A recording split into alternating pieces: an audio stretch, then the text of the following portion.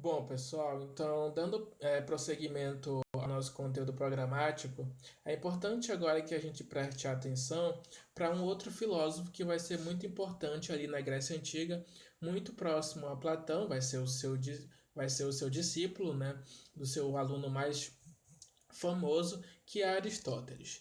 E é importante a gente entender, pessoal, que Aristóteles ele vai ser tão importante, mas tão importante, porque as suas ideias científicas, políticas e éticas vão dominar ali a cena do âmbito da produção do conhecimento, vão dominar ali a cena do conhecimento ocidental. Durante muito tempo, ele vai ser a principal explicação teórica para entender o mundo.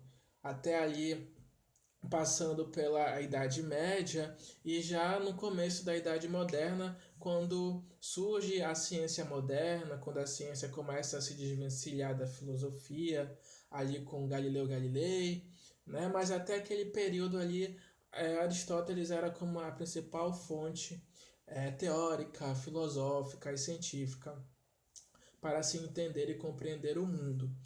Tá bom, pessoal? Então, fazendo aqui um breve pano de fundo, alguns dados biográficos de Aristóteles, ele também viveu ali naquele período da fase clássica da filosofia na Grécia Antiga, século IV já ali, né?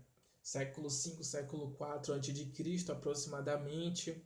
Ele vai, não necessariamente ele vai ser um ateniense, porque ele vai ser originário de Estagira, uma outra região ali da Grécia, mas ele vai por algum tempo morar em Atenas, e tanto é lá que ele vai conhecer Platão, vai ter as suas aulas ali com Platão, mas depois de um determinado momento ele sai de Atenas e vai rodar ali por outras regiões da Grécia Antiga, e depois, no auge da sua maturação filosófica teórica, ele vai fundar a sua própria escola filosófica, que ele vai batizar como o Liceu.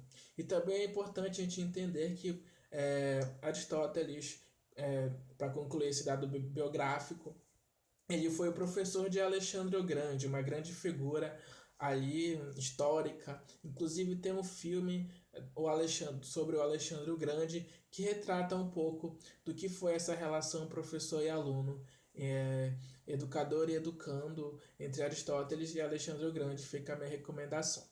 Mas vamos ao que interessa, tá, pessoal? Que é compreender as suas principais concepções filosóficas, suas principais teorias filosóficas. E é importante a gente compreender que também fica uma outra dica, que se você quiser compreender de fato Aristóteles, entender, você precisa ler essas 5 obras: a Metafísica, o Organon, a Ética Nicômaco, a Política e a Poética. Se você quer compreender Aristóteles do ponto de vista da produção do conhecimento intelectual, filosófico e científico, você precisa ler a Metafísica e o Organon.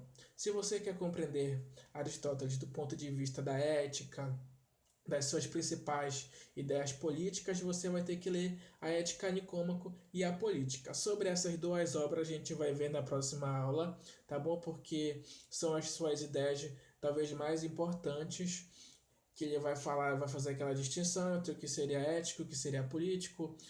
Nós vamos ver também as distinções entre ética e moral. E também uma última obra que é muito importante, mas só que não cai tanto em vestibulares, que é a sua Poética, que fala do ponto de vista da criatividade humana, das sensações, da nossa capacidade de compreender o mundo pela nossa sensibilidade e etc.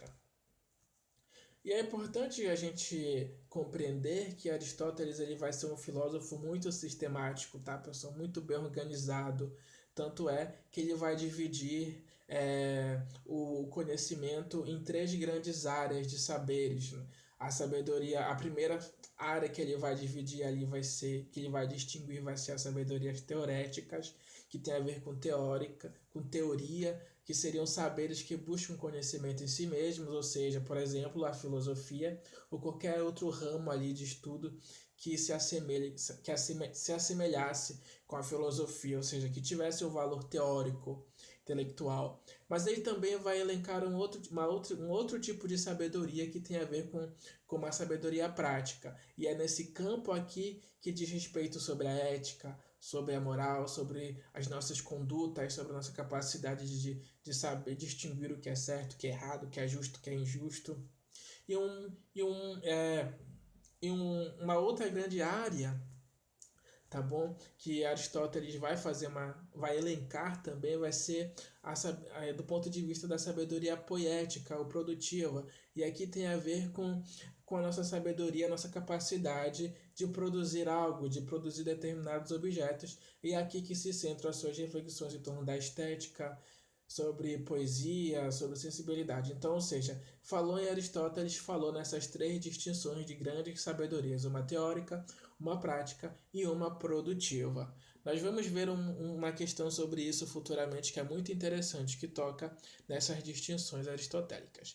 Mas é importante que a gente compreenda também, preste bastante atenção, que na aula de hoje a gente vai enfocar apenas do ponto de vista da produção do conhecimento de Aristóteles, tá bom? E é importante que a gente compreenda que, muito semelhante a Platão, Aristóteles também é um filósofo que buscava aquilo que é real e é verdadeiro em todas as coisas. Muito semelhante a Platão, tá bom, pessoal? O conteúdo, o objeto de estudo vai ser quase que o mesmo, só que o método de filosofar, o método filosófico de compreender o mundo de Aristóteles era diferente de Platão. Muito diferente. Quando a gente fala de Platão, a gente fala de idealismo platônico. Quando a gente fala de Aristóteles, a gente fala de realismo aristotélico. E o realista, aqui no sentido aristotélico, é aquele que afirma que a verdade está contida na própria matéria e não existe distinção entre o mundo inteligível e o mundo sensível, aquela divisão que nós vimos, né, anteriormente com Platão. E essa imagem com Aristóteles apontando para baixo, é o recorte ali do ar fresco do Rafael Santos, na Escola de Atenas. Ela é proposital, porque nós vamos entender já já que ela representa o seu próprio realismo aristotélico.